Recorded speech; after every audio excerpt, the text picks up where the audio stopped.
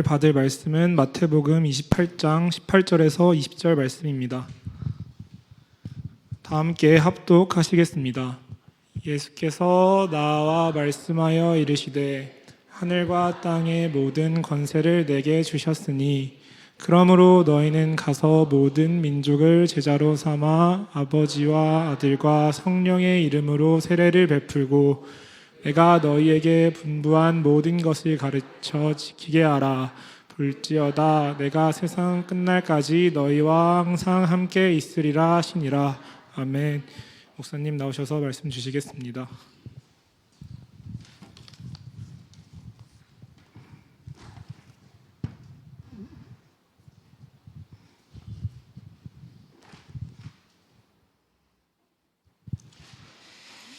자, 벌써 또 금요일입니다.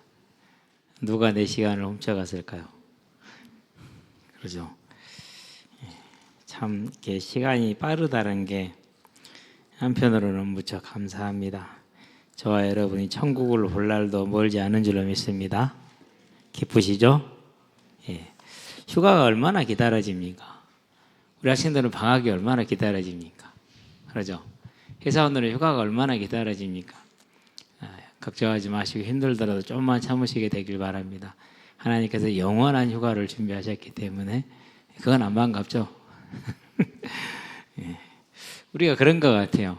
분명히 우리는 천국을 향해 가는 사람들이고 천국의 소망을 가지고 가는 사람들이고 주님이 약속한 게 천국인데 그건 별로 안 반가워. 오늘 예배 끝나고 나서 통닭시켜 먹을 게 더 기대가 되고 아까 차에 오다 보니까 오늘은 꼭 노래방을 가야겠다, 오늘 꼭 PC방을 가야겠다 그런 결단을 하고 오더라고요. 예. 그러니까 그런 거 우리가 기대를 한다니까. 사람이니까 그래, 육신을 입어서. 근데 분명히 아이들이 가장 스트레스 받는 시간이 일요일 오후. 왜? 월요일 학교 가야 되니까. 저는요, 우리 때는 토요일 학교를 갔잖아요. 토요일 아침이 되면 그렇게 기분이 좋습니다. 오늘은 4교시 일찍 끝나고 오잖아요. 그렇죠? 얼마나 그 시간이 즐겁고 또 토요일 날 학교 하는 길은 그렇게 막 행복합니다. 일요일 아침까지도 괜찮습니다. 근데 일요일 오후가 딱 되면은 내일 학교 가야 되네. 힘들고 괜히 마음이 막 눌리고 그랬거든요. 근데 가만히 이제 예수님을 만나고 나서 보니까 분명히 하나님이 우리에게 주고자 하시는 것은 천국인데 거기에 대해서는 별로 소망이 없고 그렇게 바라지는 않는 것 같아요. 거의 예외가 없어요. 이제 어느 정도 좀 믿음의 연륜이 깊으신 분들은 천국을 막 소망하시는데 저는 좀 그러지 않은 것 같고요. 옆에서 가만히 보니까 많은 분들이 또 그러지 않는 것 같고 그래요. 그럴 때 이제 놀라운 게 있죠. 뭐가 있습니까? 이런 우리의 믿음을 기준으로 하나님이 구원을 결정하신다면은 저와 여러분들은 정말 위태하고 힘들고 어찌 보면 구원 자체가 고문일 수도 있어요. 사는 동안 내내. 그런데 참 그 은혜와 긍휼이 얼마나 풍성하신지, 그런 우리의 연약한 믿음, 우리의 삶의 기준이 아니고 우리가 기준이 아니고 오직 하나님이 기쁘신 뜻을 따라서 내가 너를 사랑하고 내가 너를 내 백성 삼으리라는 그 하나님의 뜻으로 우리를 구원했다는 거 감사할 수 있게 되길 바랍니다. 그래서 이 땅에 사는 날 동안에 좀 못 누리고 좀 매여 있고 많이 엎어지고 넘어지더라도 그래도 천국을 바라보는 하나님의 그 은혜와 긍휼을 바라보고 다시 일어나게 되길 바랍니다. 자, 오늘은 이제 주님의 명령이다 이렇게 이제 제목을 잡고 9절로는 마태복음 28장을 들었어요. 원래 16절에 보니까 이렇게 나옵니다. 11 제자가 갈릴리에 가서 예수께서 지시하신 산에 이르러. 예수님이 십자가를 지시기 전에 어디 가서 너희를 볼 곳이고 내가 먼저 가 있을 거야 이렇게 말씀을 하셨죠. 근데 갈릴리로 가셨어요. 예수를 뵙고 경배하나 아직도 의심하는 사람들이 있더라. 그러겠죠. 저와 여러분들도 보면 되잖아요. 모든 거 염려하지 말고 근심 말고 내게 맡기라. 내가 너희를 뭐하리라? 보장하셨다고 하는데 믿어져야 안 믿어져? 잘 안 믿어지잖아요. 그런 거예요. 그러니까 비슷해요. 우리하고 제자들도. 자, 예수께서 나와 일러 말씀하여 이르시되 하늘과 땅의 모든 권세를 내게 주셨으니 전능자이고 정권자이고 영원한 정권자입니다. 이번에 이제 비상계엄이 선포가 됐죠. 뭐 자세한 거 헌법재판 하는 거 보니까 뭐 전화를 했니 안 했니 이런 거 따지고 있더라고요. 그것은 제가 볼 때는 헌법재판소 기록을 남기기 위한 거예요. 그냥 실은 그런 거 물을 거 하나도 없어요. 이미 결정이 된 거예요. 첫 번째, 헌법이 엄격하게 전쟁, 전시, 또 전쟁에 준하는 사태 세 가지로 정확하게 딱 명확하게 이 외에는 안 돼요. 못을 박아놨어요.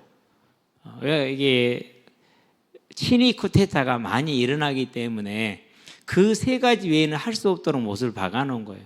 근데 그 세 가지를 다 어겼어요. 이런 걸 그래서 실체적 헌법 위반이라고 그래요. 두 번째, 뭘 해야 되느냐? 국무회의 12명인가요? 전원이 서명을 해야 돼요. 그 계엄 안에다가. 그런 다음에 그걸 즉시 국회에 통고를 해야 돼요. 국회에다가. 그러는데 국무위원 소명이 한 명도 없어요. 국회 통보도 하지 않았어요. 절차적 위배라고 그래요. 그래서 위헌, 위법적인 행위요. 그럼 이건 뭐가 되느냐? 위헌과 위법이고 국가기관, 이전에 전두환 때는 가능했는데 그 뒤로는 안 돼요. 뭘 안 되느냐? 국회에는 손댈 수 없겠어요. 입법권은 손대고 행정권과 사법권만 계엄군 정부가 장악을 할 수 있어요. 입법부는 손을 못 대게 했어요. 상권 분립을 엄격하게 하면서 보호하기 위해서. 근데 가장 먼저 군대에 간 게 어디였어요? 국회를 갔어요. 질서 유지하러 갔다고요? 못하게 질서를 유지를 아무렇지도 않았는데 아무 일 없었어요. 보낼 이유가 없어요. 그런 모질한 소리는 안 해도 괜찮아요. 그냥 보고 있으면은요, 이거 얼굴에 똥칠하고 있어. 지 얼굴에 똥칠. 헌법재판관들이 막 물어봐 주니까 그러면 변명이 되는 줄 아나 봐. 모질한 거. 세상이 모질한 겁니다. 두 번째, 선거기관, 중앙선거기관, 그것도 뭐예요? 그것도 헌법기관이에요. 그것도 손을 못 대게 돼 있어요. 두 군데 갔죠. 기타 여러 군데 가긴 했습니다. 그 두 군데.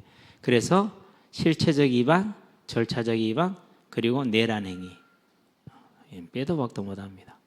이건 또 사람들이 안 봤으면 모르는데요. 전 세계가 TV로 지켜봤어요. 제가 왜 이 얘기를 하느냐? 잘못된, 그릇된 명령자의 명령을 들었었을 때 이와 같은 일이, 어마어마한 일이 벌어져요. 제가 볼 때는 영광급까지는 전부 다 갔어요. 이제 소령 중령까지는 다 가요. 그 다음에 대위, 소위 이제 유관급들은 모르겠어요. 거기는. 그 밑에는 아마 사면을 받을 거예요. 어쩔 수 없이 움직였으니까. 그런데 이제 부하 수행한 그 사람들도 좀 이제 문제가 있지만은, 그래서 이제 그런 자기 부하를 지키겠다 나선 사람은 딱 한 사람이에요. 707 곽종근 사령관. 그나마 사람이에요. 나머지는 사람도 아니에요. 저 부하들이 안 쏘아 죽이니라고. 참 다행이에요. 내가 볼 때는 그래요. 만약에 제가 그 밑에 사병을 했었으면 그놈 나한테 죽었을지도 몰라요. 저는 항상 그런 위험을 내가 안고 있었기 때문에 그게 나는 내가 제일 불안했어요. 실탄을 가졌었을 때 혹시 쏘지 않을까, 그런 생각이. 근데 지금 그러면 그런 갈등 안 하는 젊은이들이 없을까요? 그 밑에서 이렇게 동원됐던 군인들이 정말 많을 거예요.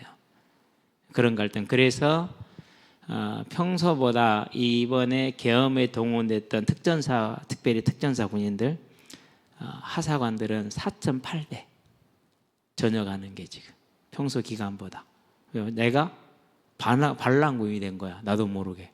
얼마나 자괴감이 들겠어요. 국가를 위해서 충성하고 죽겠다고 결심하고 선 사람들인데, 그리고 특전사에 있는 사람들인데, 우리 성현이가 특전사 간다니까 가지 말라고 얼마나 말렸습니까? 근데 그걸 직업군으로 하고 있는 지금 하사관들인데 자기가 어느 날 반란군이 된 거야.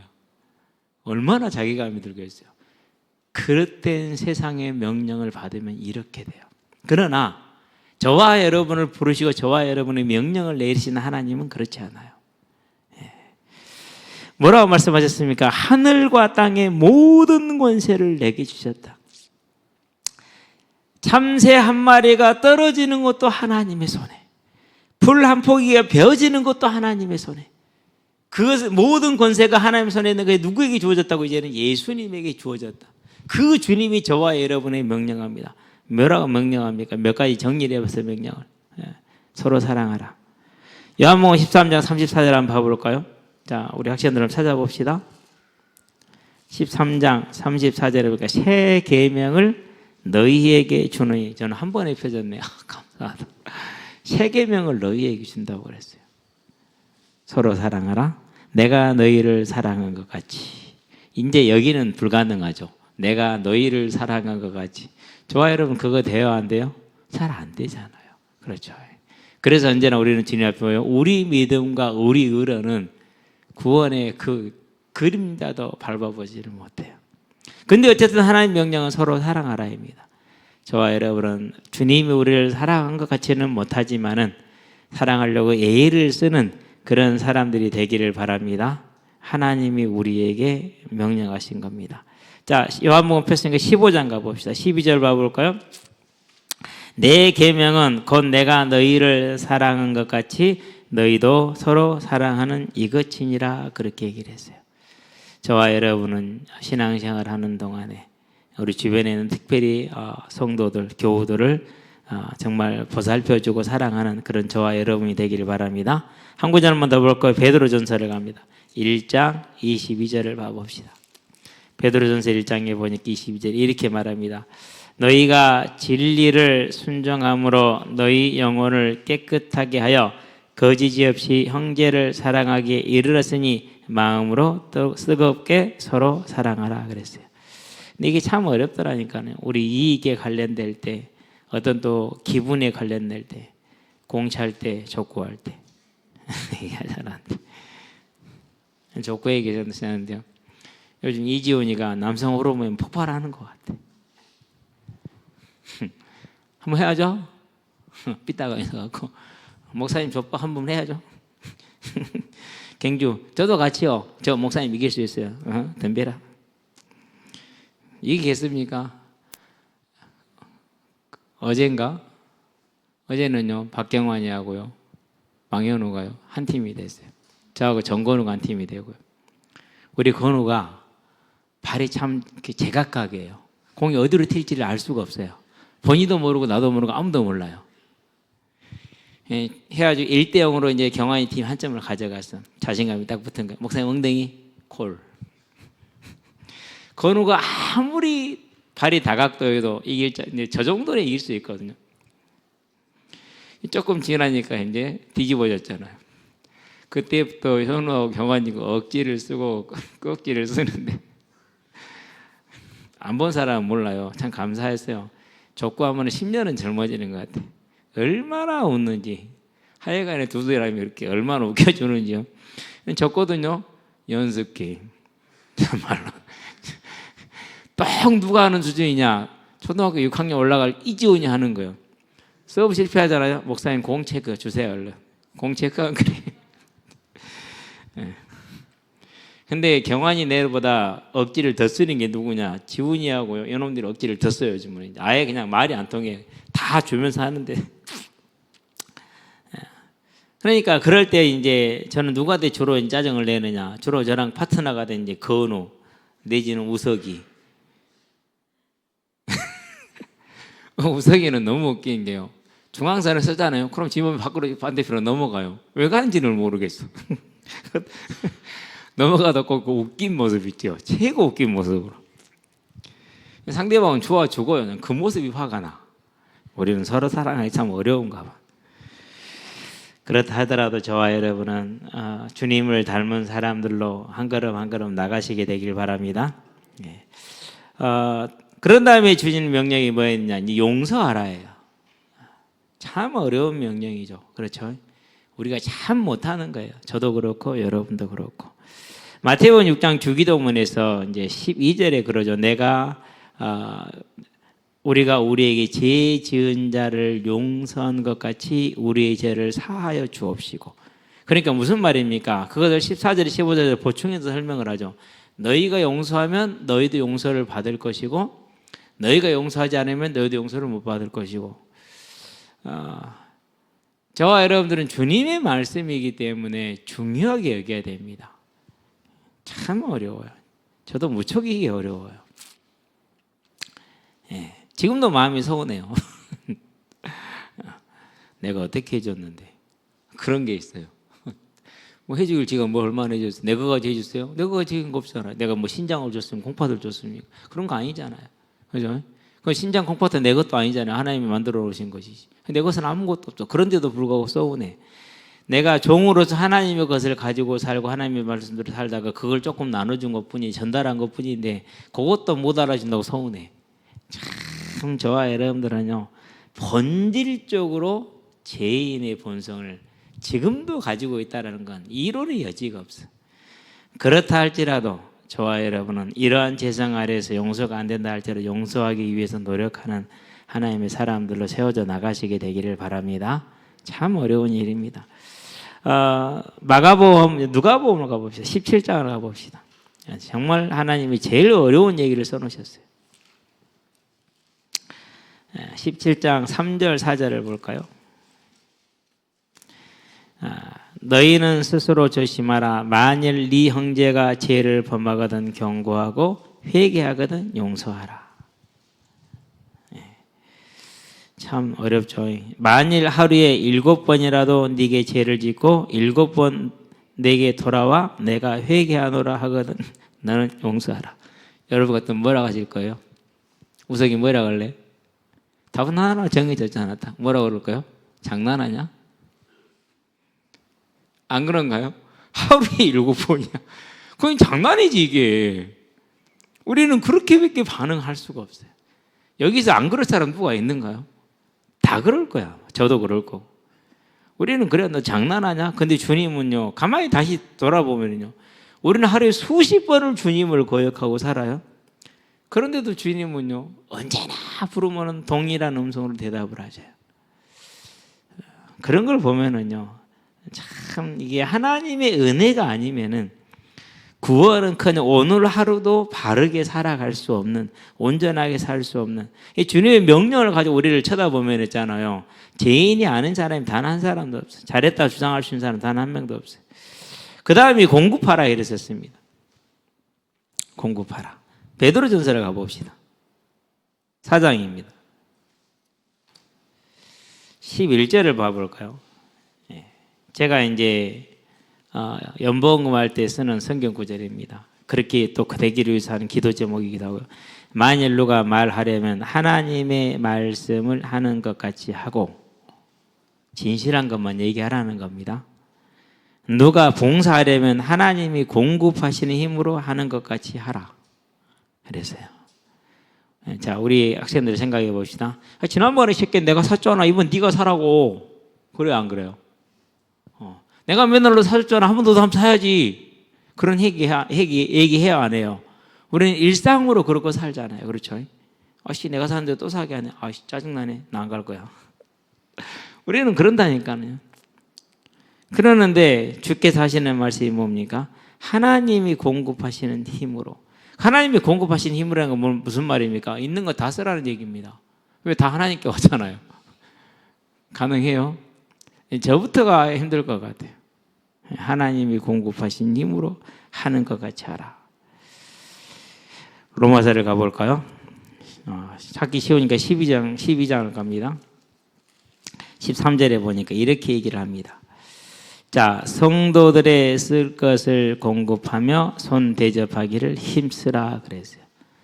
성도들의 쓸 것을 공급하는 저와 여러분이 되시기를 바랍니다.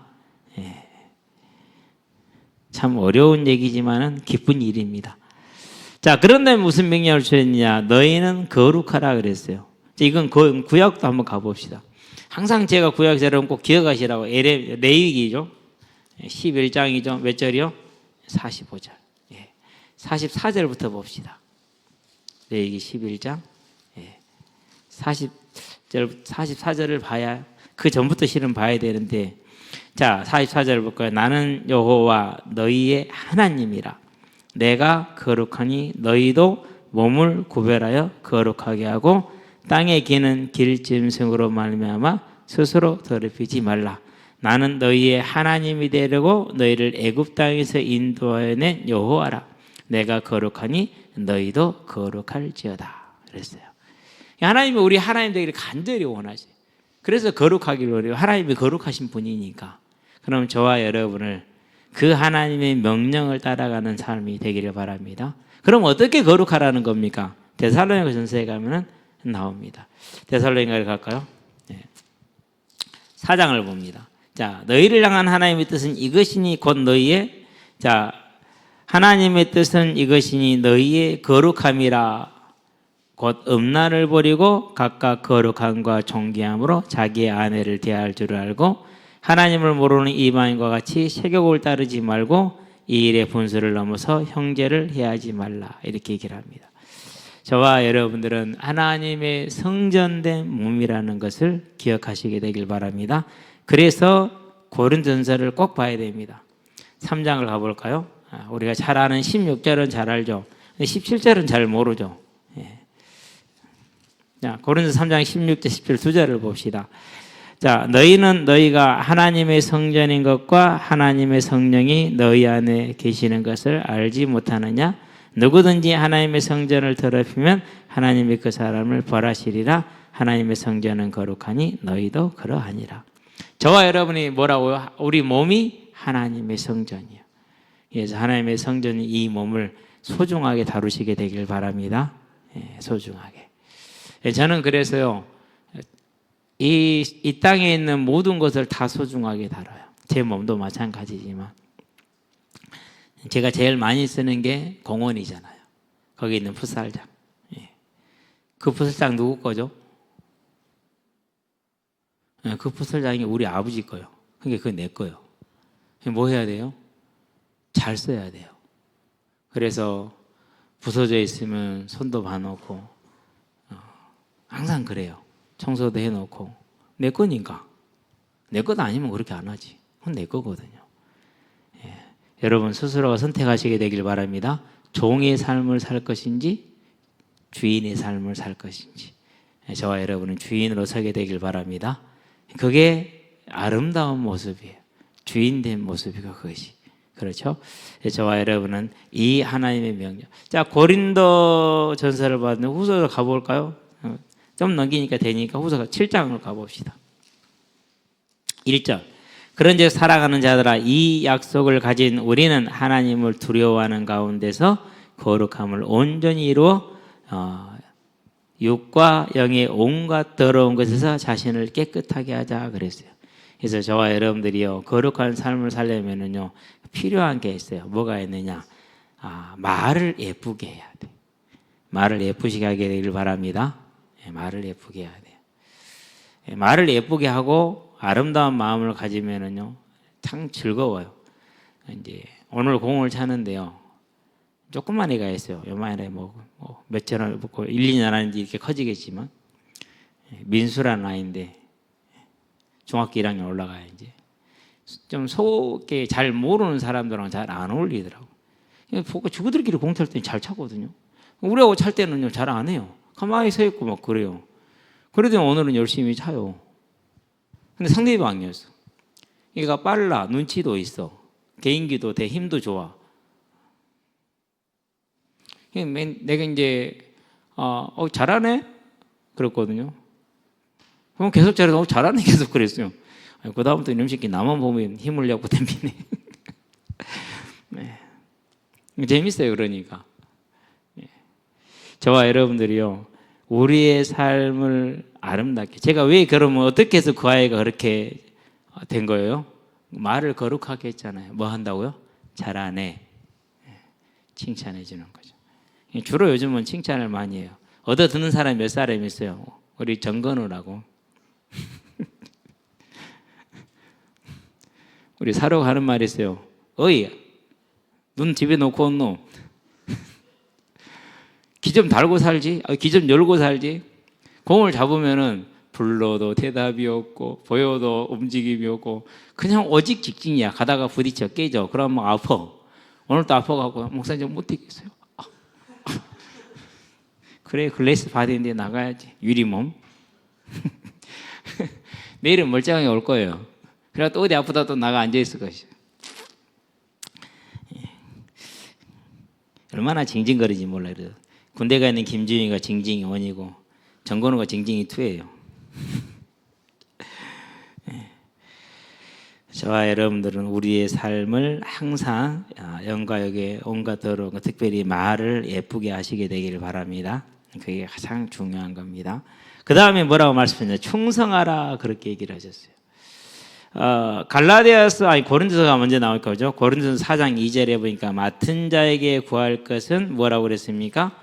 고린도서를 한번 펴봐요. 4장 2절에 보니까 그리고 맡은 자들에게 구할 것은 충성이니라 그렇게 얘기를 했어요. 하늘과 땅의 모든 권세를 가진 그분에게는 충성하시게 되기를 바랍니다. 그분에게 충성하세요. 하나님은 그 중심을 하시고 그 충성을 하십니다. 갈라디아서 5장 22절에 자비와 온유와 양성과 충성이니 이러한 것들을 금할 법이 없느니라. 충성은 성령의 열매 중에 하나, 즉 성령을 받은 사람은 당연히 하는 게 충성이에요. 저와 여러분들도 충성하시게 되길 바랍니다. 계시록 2장에 뭐라고 했습니까? 서머나교회 하는 말입니다. 그렇지 않아도 우상 숭배도 되고 책망이 아무것도 없어요. 그 교회를 항상 주님이 뭐라고 하냐면 죽도록 충성하라. 그리하면 의의 면류관을 너에게 주리라. 이미 얻은 의의 면류관입니다. 그런데 그것을 상급으로 더 크게 하시는 것이죠.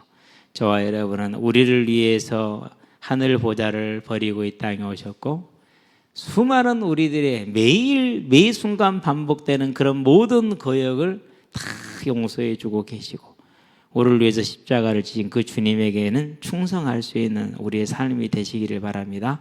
그래서요, 격하는 순간이 오고 도저히 용납할 수 없는 순간이 오더라도 하나님은 정말 용서하지 못할 나를 용서하고 계시기 때문에 우리도 그분에게 충성하는 의미에서 그분과 하나 되기를 바랍니다. 그것만 생각하면 돼요. 우리 경환이가요, 자랑처럼 얘기해서 오늘 알았네. 도연이라고 있어요. 그런 애들 있잖아요. 그 겉멋만 잡고 다니는. 딱 그 일수 수금하는 친구들이 들고 다니는 가방. 그거 딱 들고. 도연아, 그건 뭐냐? 아이, 목사님, 남자의 패션의 완성은 가방이죠.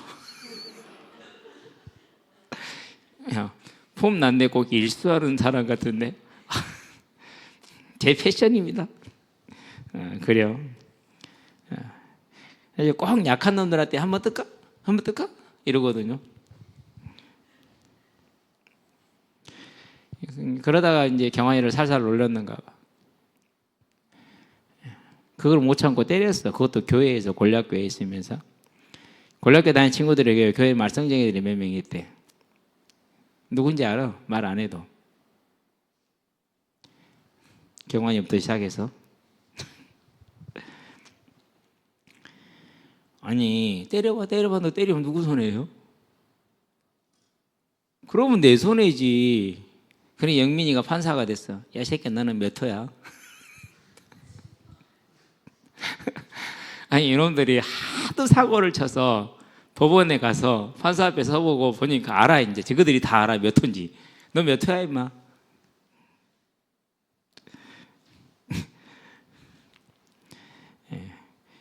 그래도 어쨌든지 간에 지금 이렇게 뭐라고 할까, 이렇게 보호 관찰을 잘 받고 있기 때문에 참작이 돼서 내년에도 얼굴 계속 볼 수 있게 되기를 바랍니다. 하나님이 경환이를 사랑하셨기 때문에 그 사랑에 조금만 보답하세요. 하나님 우리를 사랑하시고 우리는 그 하나님의 사랑에 조금만 보답합시다. 그게 뭐예요? 그게 충성이에요. 어떻게 충성하자고요? 죽기까지는 충성을 못해도 우리가 그분의 명령을 듣고 충성하라. 그러면 그 말씀대로 조금 참고 인내하고 그분의 명령을, 말씀을 듣고 그분의 삶을 우리가 따라가고 가르침을 따라가는 거예요. 주님의 가르침에 충성되게 따라가시게 되길 바랍니다.